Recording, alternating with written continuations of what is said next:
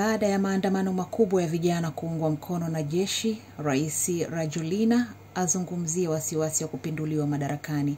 Andry Rajoelina atalihutubia taifa leo jioni baada ya maafisa waliojitokeza kuwaunga mkono vijana wanaoongoza maandamano nchini Madagascar kutangaza kwamba wanashikilia udhibiti wa kikosi maalum cha jeshi la nchi hiyo.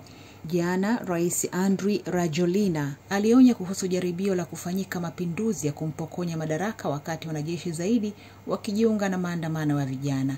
Shirika la habari la Reuters limetangaza leo Jumatatu kwamba kwa kunukuu chanzo chake kwamba maafisa wanaounga mkono maandamano ya vijana wakiongozwa na Jenerali Nonos Mbina Mamelison wameshachukua udhibiti wa kikosi cha Gendarmerie ambacho awali kilikuwa kikisaidiana na polisi kuwadhibiti waandamanaji.